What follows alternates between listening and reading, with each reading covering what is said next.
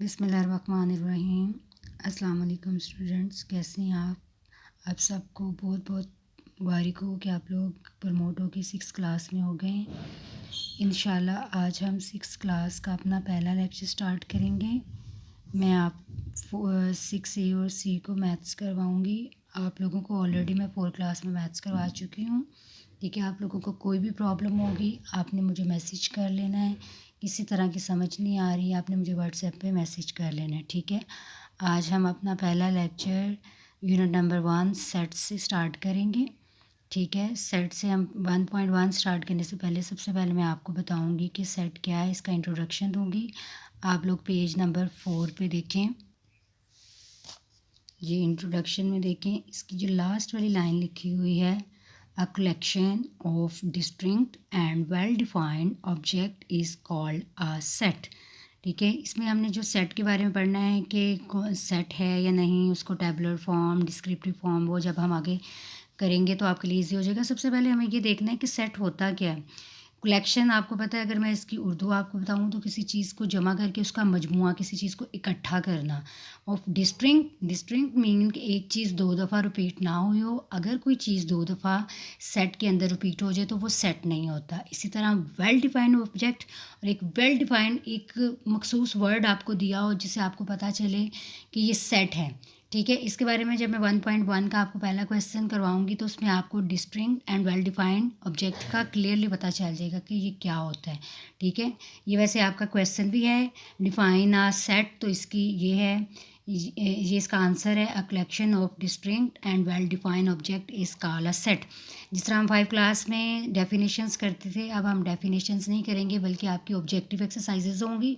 उसके स्टार्टिंग में आपको 3-4 क्वेश्चन दिए होंगे जिसको आपको याद करना होगा। इसके आंसर्स आपको पीछे बुक के भी दिए हुए हैं और उसमें फिलिंग द ब्लैंक्स होगी, वो हम नहीं करेंगे, हम जस्ट MCQs करेंगे जो हम 5 क्लास में करते थे। ठीक है, आज इंशाल्लाह हम अपना पहला लेक्चर 1.1 से स्टार्ट करते हैं, जिसमें मैं आपको ये जो मैंने आपको डेफिनेशन पढ़ाई है उसको मैं आपको प्रैक्टिकली बताऊंगी कि वेल डिफाइंड और डिस्टिंक्ट वर्ड क्या होता है। हाँ जी जी, देखें पहले एक्सरसाइज नंबर 1, जिसमें उन्होंने आपसे पूछा है which of the following statement is set या नॉट।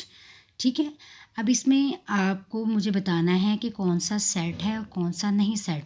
इसमें हमें पता चलेगा, जैसे देखें फर्स्ट है the 5 provinces of Pakistan, Pakistan के 5 सूबे। अब देखिए ये प्रोविंसेस वर्ड जो है वेल डिफाइंड है, इसमें उन्होंने हमें बताया हुआ है कि पाकिस्तान के 5 सूबे बताएं, इसलिए दिस इज सेट। अब देखिए the difficult question of test. अब ये सेट इसलिए नहीं कि इसमें एक वेल डिफाइंड वर्ड नहीं दिया हुआ। टेस्ट कौन सा टेस्ट, अगर हमें सब्जेक्ट का बताया होता है जैसे इंग्लिश टेस्ट, उर्दू टेस्ट, अगर होता है जो difficult question of Urdu test, English, ये फिर टेस्ट सेट था। लेकिन अब this difficult question of a test, हमें नहीं पता कौन से टेस्ट के क्वेश्चंस डिफ़िकल्ट हैं, इसलिए दिस इज़ नॉट सेट, ये सेट नहीं है। इसी तरह अगर क्वेश्चन नंबर 3 देखा जाए, द ज्योमेट्रिकल इंस्ट्रूमेंट, आपको पता है ना, आपने ज्योमेट्रिकल इंस्ट्रूमेंट देखे हुए हैं कि ज्योमेट्री में कौन कौन सा इंस्ट्रूमेंट होता है। अब geometrical word is a well defined word, इसका मतलब है ये भी सेट है। अगर the naughty boy of street, गली के शरारती बच्चे, अब स्ट्रीट हमें बताई होती कि स्ट्रीट का नेम लिखा होता तो हम फिर ये होता है कि फिर ये सेट होता। अब इसमें कौन सी स्ट्रीट है नहीं डिफाइन, इसलिए ये भी सेट नहीं है।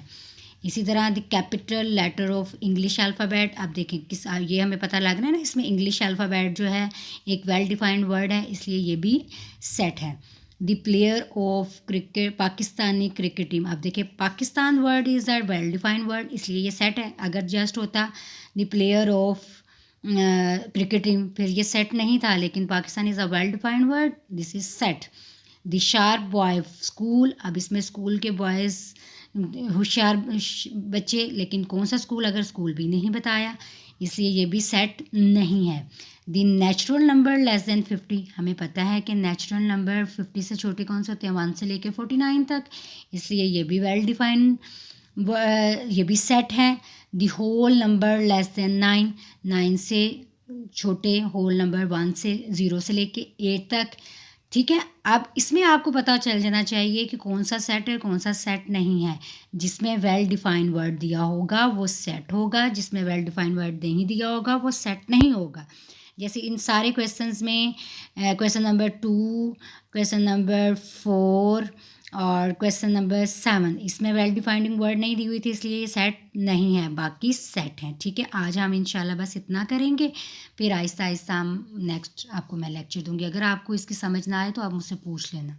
अल्लाह हाफिज़।